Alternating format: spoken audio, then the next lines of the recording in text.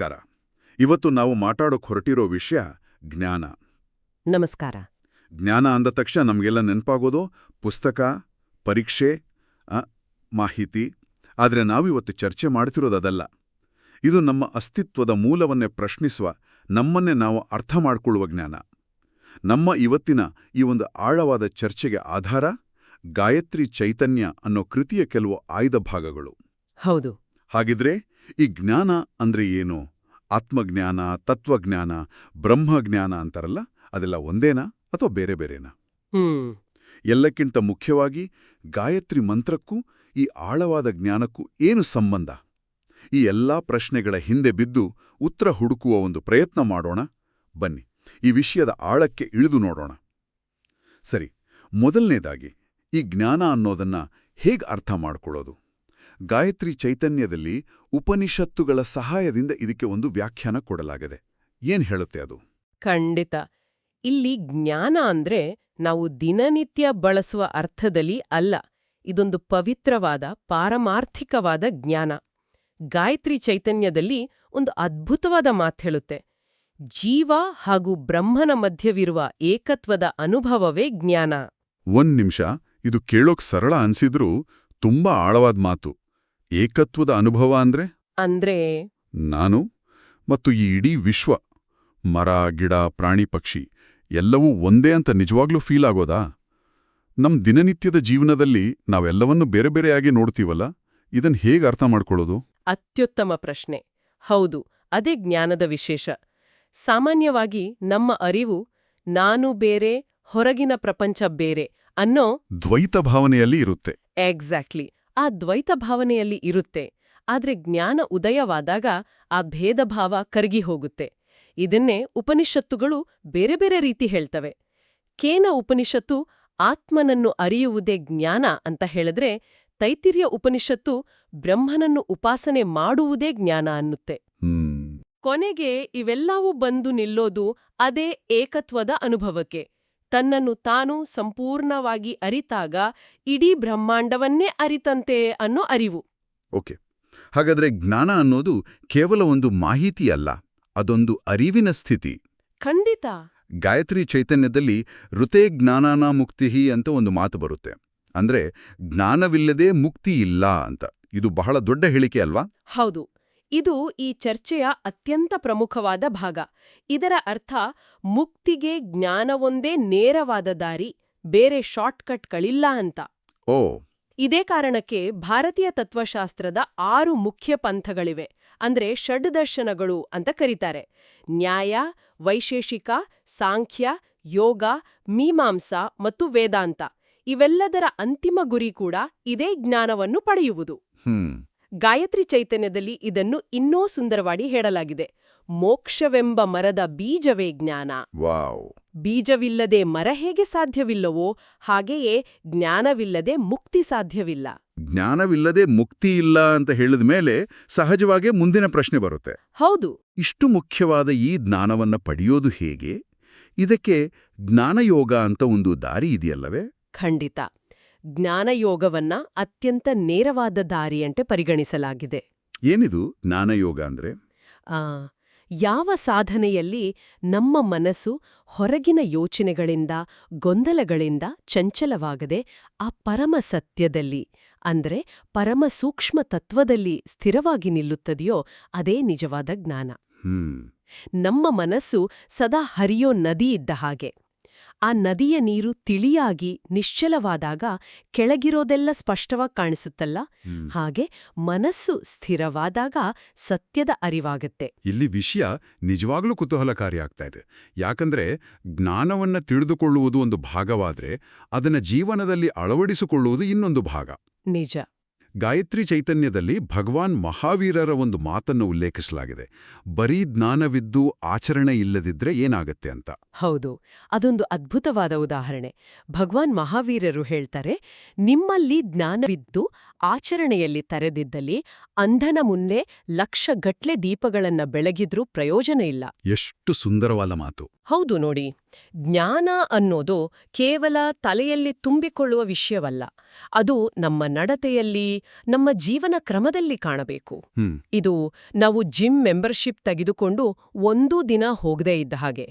Gym ಇದೆ, ಅದರಿಂದ ಆರೋಗ್ಯ ಚೆನ್ನಾಗಿರುತ್ತೆ ಅನ್ನೋ ಜ್ಞಾನ ಇದೆ, ಆದ್ರೆ ಆಚರಣೆ ಇಲ್ಲದಿದ್ರೆ ಪ್ರಯೋಜನ ಶೂನ್ಯ. ಸರಿ. ಅದಕ್ಕೆ ಹೇಳುತ್ತಾರೆ, ಅಂತಃಕರಣದ ಶುದ್ಧಿಯಾದಾಗ, ಅಂದ್ರೆ ನಮ್ಮ ಮನಸ್ಸು, ಬುದ್ಧಿ, ಅಹಂಕಾರ ಎಲ್ಲ ಶುದ್ಧವಾದಾಗ ಜ್ಞಾನದ ಸೂರ್ಯ ತಾನಾಗಿಯೇ ಉದಯಿಸ್ತಾನೆ ಅಂತ. ಇದು ತುಂಬಾ ಚೆನ್ನಾಗಿ ಅರ್ಥವಾಯಿತು. ಈಗ ನಾವು ಸಾಮಾನ್ಯವಾಗಿ ಬಳಸೋ ಕೆಲವು ಪದಗಳ ಬಗ್ಗೆ ಮಾತಾಡೋಣ. ಖಂಡಿತ. ಜ್ಞಾನ ಮತ್ತು ವಿಜ್ಞಾನ. ಇವತ್ತು ನಾವು ಸೈನ್ಸ್ ಅನ್ನೋದಕ್ಕೆ ವಿಜ್ಞಾನ ಅಂತೀವಿ, ಆದರೆ ಗಾಯತ್ರಿ ಚೈತನ್ಯದಲ್ಲಿ ಈ ಪದಗಳಿಗೆ ಬೇರೆಯೇ ಆದ ಇನ್ನೂ ಆಳವಾದ ಅರ್ಥ ಇದೆ ಅಲ್ವಾ? ಹೌದು. ಇಲ್ಲಿ ಇವುಗಳ ಅರ್ಥ ಬಹಳ ಸೂಕ್ಷ್ಮವಾಗಿದೆ ಮತ್ತು ಒಂದಕ್ಕೊಂದು ಪೂರಕವಾಗಿದೆ. ಗಾಯತ್ರಿ ಚೈತನ್ಯದ ಪ್ರಕಾರ ಜ್ಞಾನ ಅಂದ್ರೆ ಪರಮೇಶ್ವರನು ಇದ್ದಾನೆ, ಅವನು ಸರ್ವಶಕ್ತ, ಎಲ್ಲೆಲ್ಲೋ ಇದ್ದಾನೆ ಅಂತ ಮೂಲಭೂತವಾಗಿ ತಿಳಿದುಕೊಳ್ಳೋದು.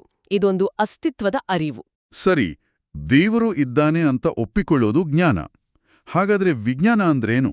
ವಿಜ್ಞಾನ ಅಂದ್ರೆ ಆ ಒಪ್ಪಿಕೊಂಡ ಪರಮೇಶ್ವರನು ಎಲ್ಲೆಲ್ಲಿ, ಹೇಗೆ ಇದ್ದಾನೆ, ಯಾವ ವಸ್ತುವಿನಲ್ಲಿ ಯಾವ ಶಕ್ತಿಯ ರೂಪದಲ್ಲಿದ್ದಾನೆ ಅಂತ ವಿವರವಾಗಿ, ತಳಸ್ಪರ್ಶಿಯಾಗಿ ತಿಳಿದುಕೊಳ್ಳೋದು. ಓ. ಇಲ್ಲಿ ವಿ ಅಂದ್ರೆ ವಿಶೇಷವಾದ ಅಥವಾ ವಿಲಕ್ಷಣವಾದ ಜ್ಞಾನ ಅಂತ ಅರ್ಥ. ಹಾಗಾದ್ರೆ ಇದನ್ನ ಈಗ ಹೇಳಬಹುದಾ? ಗೂಗಲ್ ಮ್ಯಾಪ್ಸ್ ಅಂತ ಒಂದು ಆಪ್ ಇದೆ, ಅದರಿಂದ ದಾರಿ ಹುಡುಕಬಹುದು ಅಂತ ತಿಳಿಯೋದು ಜ್ಞಾನ. ಆದ್ರೆ ಆ ಮ್ಯಾಪ್ ಬಳಸಿ ಪ್ರತಿಯೊಂದು ಗಲ್ಲಿ, ಪ್ರತಿಯೊಂದು ತಿರುವು, ಟ್ರಾಫಿಕ್ ಎಲ್ಲವನ್ನೂ ಅರ್ಥ ಮಾಡಿಕೊಂಡು ನಮ್ಮ ಜಾಗಕ್ಕೆ ತಲುಪೋದು ವಿಜ್ಞಾನ. ಸರಿನಾ? ಅತ್ಯದ್ಭುತ.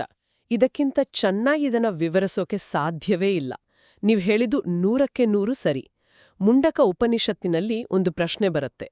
ಕಸ್ಮಿನ್ನು ಭಗವೋ ವಿಜ್ಞಾತೆ ಸರ್ವಮಿದಂ ವಿಜ್ಞಾತಂ ಭವತೀತಿ. ಅಂದ್ರೆ ಓ ಭಗವಂತನೇ, ಯಾವುದೊಂದನ್ನು ತಿಳಿದ್ರೆ ಈ ಜಗತ್ತಿನ ಎಲ್ಲವೂ ತಿಳಿದಂತೆ ಆಗೋದೋ ಅದು ಯಾವುದು ಅಂತ. ಈ ಪ್ರಶ್ನೆಗೆ ಉತ್ತರವೇ ವಿಜ್ಞಾನ, ಆ ಮೂಲ ವಸ್ತುವನ್ನು ಅರಿಯೋದು. ವಾವ್. ಹಾಗಾದ್ರೆ ಇನ್ನೊಂದು ಪದ ಇದೆ, ತತ್ವಜ್ಞಾನ, ಫಿಲಾಸಫಿ. ಇದರ ಅರ್ಥವೇನು? ತತ್ವ ಅಂದ್ರೆ ಅದರ ನಿಜವಾದ ಸ್ವರೂಪ ಅಥವಾ ಬ್ರಹ್ಮ ಅಂತಾನೋ ಹೇಳ್ಬಹುದು. ಯಾವುದೇ ವಸ್ತುವಿನ ಹೊರಗಿನ ರೂಪವನ್ನು ನೋಡಿ ಮರುಳಾಗದೆ ಅದರ ಮೂಲ ಸ್ವರೂಪವನ್ನು ಅರಿಯುವುದೇ ತತ್ವಜ್ಞಾನ. ಆತ್ಮವೇ ಸತ್ಯ, ಇದನ್ನು ಹೊರತುಪಡಿಸಿ ಕಾಣುವುದೆಲ್ಲವೂ ಮಿಥ್ಯೆ ಎಂಬ ಅರಿವು ಬರುವುದೇ ತತ್ವಜ್ಞಾನ. ಇದು ಇಂಟ್ರೆಸ್ಟಿಂಗ್ ಆಗಿದೆ. ಅಂದ್ರೆ ನಾವೊಂದು ವಸ್ತುವನ್ನ, ಉದಾಹರಣೆಗೆ ಒಂದು ಚಿನ್ನದ ಸರವನ್ನು ನೋಡಿದಾಗ ಅದು ಸರ ಅನ್ನೋದು ಅದರ ಕೃತಕ ತಾತ್ಕಾಲಿಕ ರೂಪ. ಹೌದು. ಆದರೆ ಅದರ ಮೂಲ ಸ್ವರೂಪ ಚಿನ್ನ ಅಂತ ಅರಿಯೋದೆ ತತ್ವಜ್ಞಾನ, ಸರಿನಾ? ಖಂಡಿತ ಸರಿ. ಸರ, ಬಳೆ, ಉಂಗುರ ಇವೆಲ್ಲವೂ ಚಿನ್ನದ ಬೇರೆ ಬೇರೆ ರೂಪಗಳಷ್ಟೇ, ಆದ್ರೆ ಮೂಲತತ್ವ ಚಿನ್ನ. ಅದೇ ರೀತಿ ಈ ಜಗತ್ತಿನಲ್ಲಿ ಕಾಣುವ ಎಲ್ಲ ಹೆಸರು ರೂಪಗಳ ಹಿಂದಿರುವ ಮೂಲ ಸತ್ಯ ಒಂದೇ, ಅದೇ ಬ್ರಹ್ಮ. ಆ ಸತ್ಯವನ್ನು ಅರಿಯುವುದೇ ತತ್ವಜ್ಞಾನ. ಅದ್ಭುತವಾಗಿದೆ. ಈಗ ಈ ಎಲ್ಲ ಜ್ಞಾನದ ಪರಿಕಲ್ಪನೆಗಳನ್ನ ಗಾಯತ್ರಿ ಮಂತ್ರಕ್ಕೆ ಜೋಡಿಸೋಣ. ಖಂಡಿತ. ಯಾಕೆಂದ್ರೆ ನಮ್ಮ ಚರ್ಚೆಯ ಮೂಲವೇ ಗಾಯತ್ರಿ ಚೈತನ್ಯ. ಗಾಯತ್ರಿ ಮಂತ್ರಕ್ಕೂ ಈ ಜ್ಞಾನದ ಹಾದಿಗೂ ನೇರವಾದ ಸಂಬಂಧ ಕಲ್ಪಿಸಲಾಗಿದೆ. ಅದು ಹೇಗೆ? ಹೌದು, ಇದು ಬಹಳ ಮುಖ್ಯವಾದ ಕೊಂಡಿ. ಗಾಯತ್ರಿ ಮಂತ್ರ ಕೇವಲ ಒಂದು ಪ್ರಾರ್ಥನೆ ಅಥವಾ ಜಪ ಅಲ್ಲ, ಅದೊಂದು ಶಕ್ತಿಯುತವಾದ ಸಾಧನೆ. ಗಾಯತ್ರಿ ಮಂತ್ರದ ಉಪಾಸನೆಯಿಂದ ಏನಾಗುತ್ತೆ ಅಂದ್ರೆ, ಸಾಧಕನ ಮನಸ್ಸಿನಲ್ಲಿ ಅನೇಕ ಜನ್ಮಗಳಿಂದ ಶೇಖರಣೆಯಾಗಿರುವ ಕಲ್ಮಶ, ಪಾಪದ ರಾಶಿ ಅಥವಾ ನಕಾರಾತ್ಮಕ ಸಂಸ್ಕಾರಗಳು ನಿಧಾನವಾಗಿ ಕರಗಲು ಶುರುವಾಗತ್ತೆ. ಅಂದ್ರೆ ಮನಸ್ಸನ್ನು ಶುದ್ಧಿ ಮಾಡೋ ಒಂದು ಪ್ರಕ್ರಿಯೆ ಅಂತ ಹೇಳ್ಬೋದಾ? ಖಚಿತವಾಗಿ. ನಾವು ಆಗ್ಲೇ ಮಾತಾಡಿದ ಹಾಗೆ ಅಂತಃಕರಣದ ಶುದ್ಧಿ ಆಗದೆ ಜ್ಞಾನದ ಅರುಣೋದಯ ಆಗೋದಿಲ್ಲ. ಓಕೆ. ಗಾಯತ್ರಿ ಸಾಧನೆ ಆ ಶುದ್ಧೀಕರಣದ ಕೆಲಸವನ್ನು ಮಾಡುತ್ತೆ. ಯಾವಾಗ ಸಾಧಕನ ಮನಸ್ಸು ಕನ್ನಡಿ ತರಹ ನಿರ್ಮಲವಾಗುತ್ತೋ ಆವಾಗಷ್ಟೇ ಅವನಿಗೆ ಜ್ಞಾನವನ್ನು ಸ್ವೀಕರಿಸೋ ನಿಜವಾದ ಯೋಗ್ಯತೆ ಅಥವಾ ಅಧಿಕಾರ ಬರುತ್ತೆ.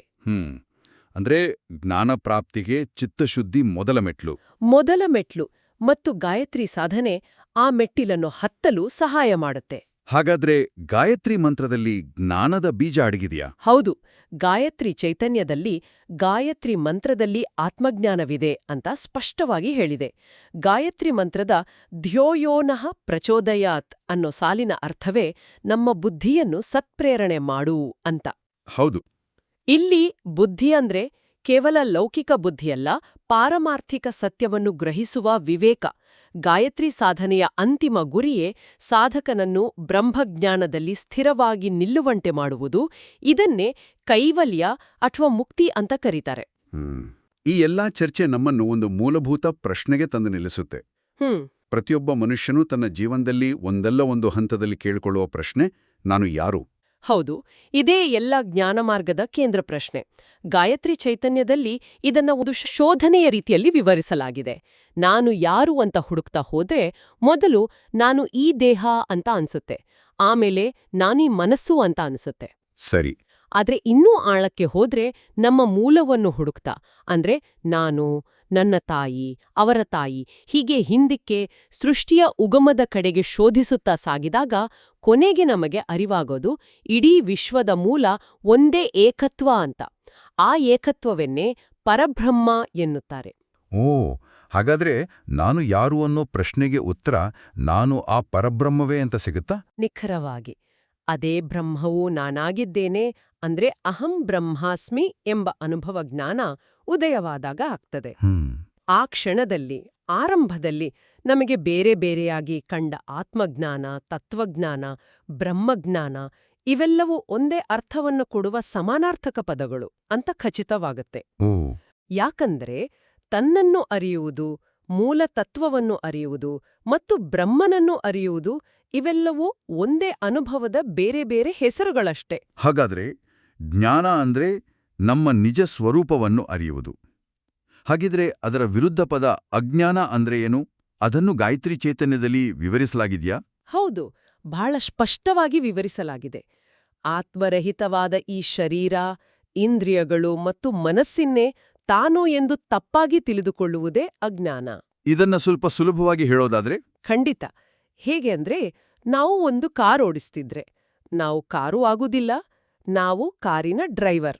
ಕಾರು ಒಂದು ಸಾಧನವಷ್ಟೇ. ಹೌದು. ಆದ್ರೆ ನಾವು ನಮ್ಮನ್ನೇ ಕಾರು ಅಂತ ತಿಳಿದುಕೊಂಡ್ರೆ ಹೇಗಿರುತ್ತೆ?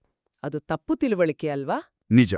ಅದೇ ರೀತಿ ಈ ದೇಹ, ಮನಸ್ಸು, ಇಂದ್ರಿಯಗಳು ನಾವು ಬಳಸುವ ಸಾಧನಗಳು. ಇವನ್ನು ನಡೆಸುವ ಚೈತನ್ಯವೇ ನಾನು. ಆ ನಿಜವಾದ ನಾನು ಅಥವಾ ಆತ್ಮವನ್ನು ಮರೆತು ಈ ಭೌತಿಕ ದೇಹವನ್ನೇ ನಮ್ಮ ಅಸ್ತಿತ್ವ ಅಂತ ಭ್ರಮಿಸುವುದೇ ಅಜ್ಞಾನ. ಹಾಗಾದ್ರೆ ಇವತ್ತಿನ ನಮ್ಮ ಚರ್ಚೆಯಿಂದ ನಾವು ತಿಳಿದುಕೊಂಡಿದ್ದು ನಿಜವಾದ ಜ್ಞಾನ ಅಂದ್ರೆ ಕೇವಲ ಹೊರಗಿನ ಪ್ರಪಂಚದ ಬಗ್ಗೆ ಮಾಹಿತಿ ಸಂಗ್ರಹ ಮಾಡುವುದಲ್ಲ, ಬದಲಾಗಿ ನಮ್ಮ ಒಳಗಿರುವ ಸತ್ಯವನ್ನು ಅರಿಯುವುದು. ಹೌದು. ಅದು ಸ್ವ-ಅರಿವಿನ ಮತ್ತು ಆ ಪರಮಸತ್ಯದೊಂದಿಗಿನ ಒಂದು ಆಳವಾದ ಅನುಭವ. ಇದು ಕೇವಲ ಓದಿದರೆ ಬರುವುದಲ್ಲ, ಬದಲಾಗಿ ಚಿತ್ತಶುದ್ಧಿ, ವಿಚಾರಣೆ ಮತ್ತು ಸಾಧನೆಯನ್ನು ಒಳಗೊಂಡಿರುವ ಒಂದು ಪ್ರಯಾಣ. ಹೌದು. ಇಲ್ಲಿ ನಾವು ಗಮನಿಸಲೇಬೇಕಾದ ಅಂಶವೆಂದರೆ, ಜ್ಞಾನವು ಕೇವಲ ಒಂದು ಭೌತಿಕ ಕಸರತ್ತಲ್ಲ, ಅದೊಂದು ನಮ್ಮನ್ನು ಸಂಪೂರ್ಣವಾಗಿ ಪರಿವರ್ತಿಸುವ ಅನುಭವ.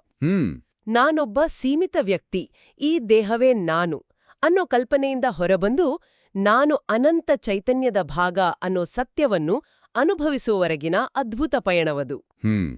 ಗಾಯತ್ರಿ ಚೈತನ್ಯದಲ್ಲಿ ಕೊನೆಯಲ್ಲಿ ಒಂದು ಮಾತು ಹೇಳಿದೆ, ಆತ್ಮವು ಪರಿಪೂರ್ಣವಾಗಿ ಪಕ್ವವಾದಾಗ ಈ ಜ್ಞಾನ ತನ್ನಿಂದ ತಾನೇ ಲಭಿಸುತ್ತದೆ. ಇದು ನಮ್ಮೆಲ್ಲರ ಚಿಂತನೆಗೆ ಒಂದು ಪ್ರಮುಖವಾದ ಪ್ರಶ್ನೆಯನ್ನು ಬಿಟ್ಟು ಹೋಗುತ್ತದೆ. ಆತ್ಮ ಪಕ್ವವಾಗುವುದೆಂದರೆ ಏನು? ಮತ್ತು ನಮ್ಮ ದಿನನಿತ್ಯದ ಜೀವನ, ನಮ್ಮ ಕರ್ಮಗಳು, ನಮ್ಮ ಯೋಚನೆಗಳು ಆ ಪಕ್ವತೆಗೆ ಹೇಗೆ ಕಾರಣವಾಗಿ ಯಾವುದೇ ವಿಶೇಷ ಪ್ರಯತ್ನವಿಲ್ಲದೆ ಸಹಜವಾಗಿ ಜ್ಞಾನೋದಯಕ್ಕೆ ದಾರಿ ಮಾಡಿಕೊಡಬಹುದು.